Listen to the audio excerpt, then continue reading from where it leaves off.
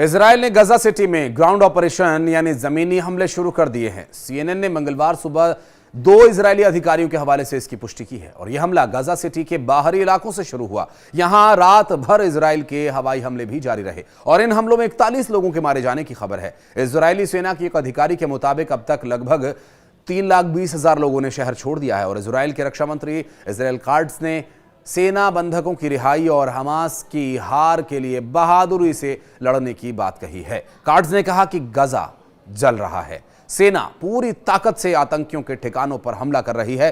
Israel ने पिछले महीने यानी अगस्त में गजा सिटी पर कब्जा करने की योजना को मंजूरी भी दी थी। इसके तहत करीब 60,000 रिजर्व सैनिकों को ड्यूटी पर बुलाए जाने का आदेश जारी किया गया और प्लान के मुताबिक गजा सिटी पर कब्जे के अभियान के लिए कुल 1,30,000 सैनिक तैनात किए जाएंगे। सैनिकों को ज्वाइन करने के कम से कम 2 हफ्ते पहले नोटिस दिया जाएगा और पहली खेप में 2 सितंबर को करीब 48 से 50,000 सैनिक यहां पर बुलाए जाने को लेकर के जानकारी मिली थी और दूसरी खेप जो नवंबर, दिसंबर और तीसरी कि फरवरी और मार्च 2026 में बुलाई जाएगी। इस अभियान को एक नाम दिया गया है और इसके साथ ही पहले से छुट्टी पर रहे हजारों रिजर्व सैनिकों की सेवा भी 30 से 40 दिन बाद के लिए बढ़ा दी गई है। यानी जो छुट्टी पर हैं या जिनकी छुट्टियां आगे आने वाली हैं उनको 30-40 दिन और काम करना होगा। ऑपरेशन में 5 आर्मी डिवीजन और 12 ब्रिगेड टीम्स शामिल होंगी, जिनमें पैदल सेना, टैंक, तोपखाना, इंजीनियरिंग सपोर्ट यूनिट्स शामिल हैं। इसके अलावा गजा डिवीजन की नॉर्थ और साउथ ब्रिगेड भी इसमें हिस्सा ले रही हैं और मकसद सिटी में उन इलाकों में घुसना है जहां हमास के कब्जे में अभी भी कई बंधकों के होने की आशंका है। ये वो इलाके हैं जहां अब तक इजरायली सेना ने बड़े पैमाने पर कार्रवाई नहीं की थी। इजरायली सेना यानी आईडीएफ के मुताबिक गजा पट्टी के लगभग 75% हिस्से पर उनका नियंत्रण है और गजा सिटी पर उस इलाके में जहां 25% इलाका उनके कब्जे में है जो अभी कब्जे में नहीं है। फिलहाल गजा सिटी उन इलाकों को कब्जा करने का प्रयास गजा सिटी में सेना का रहेगा और हमास के पास 58 बंधक हैं। अनुमान ये भी है कि इनमें बंधक अभी भी लगभग 20 जिंदा हैं जबकि 28 मारे जा चुके हैं। बहरहाल आखिर जिसकी उम्मीद थी हुआ भी वही। इजराइल ने 16 सितंबर को गजा शहर पर कब्जा करने के लिए हवाई हमलों के बाद जमीनी हमला भी शुरू कर दिया है। इजराइल का दावा है कि वो हमास के उपद्रवियों को निशाना बनाने के लिए ऐसा कर रहा है, लेकिन उसके इजराइल के इस कदम से व्यापक अंतर्राष्ट्रीय चिंता पैदा हो गई है।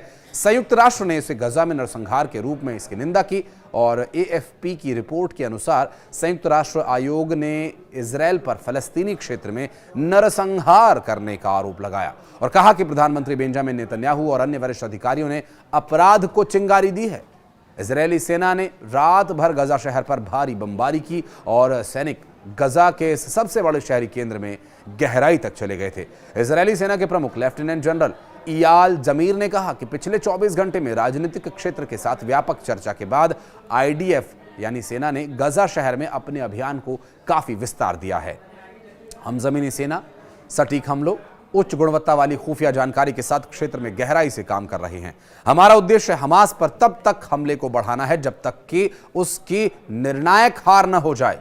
तो वहीं संयुक्त राष्ट्र के प्रमुख एंटोनियो गुटेरेस ने कहा कि इजराइल अंत तक जाने के लिए दृढ़ संकल्पित हैं। उन्होंने कहा कि इजराइल युद्ध विराम के लिए गंभीर बातचीत के लिए तैयार नहीं है, जिसके इजराइल के दृष्टिकोण से नाटकीय परिणाम होंगे। दरअसल रिपोर्ट के मुताबिक इजरायली सेना के एक अधिकारी ने पत्रकारों को यह बताया कि सेना का अनुमान है कि मध्य गजा शहर में 2,000 से 3,000 हमास आतंकवादी हैं और लगभग 40% निवासी छोड़कर दक्षिण में चले गए हैं। उधर इजरायल में बंधकों के परिवार नेतन्याहू के घर के बाहर जमा हुए और उनके ऑपरेशन गजा को रोकने की उन्होंने अपील की है। एक महिला ने कहा कि मेरा एक मकसद है कि मेरा बेटा और जो बाकी बंधक हैं वो घर वापस आ जाएं और इस दौरान इजरायल ने यमन के हूती विद्रोहियों के कब्जे वाले होदेदा पोर्ट पर भी हमला किया और कहा कि वहां विद्रोहियों के ढांचों को निशाना बनाया गया। बहरहाल शांति की बातचीत के बीच अचानक ये हमलों का सामने आना इस बात को पलीता लगाता है कि क्या दोनों देशों के बीच या इजराइल के चलाए जा रहे ऑपरेशंस को रोका जा सकेगा। और जिस तरह से मुस्लिम देशों ने एकजुट होकर के इजराइल से बदला लेने या इजराइल को सबक सिखाने का जो दम भरा, उसके बाद से इजराइल और भी ज़्यादा सतर्क हो गया है।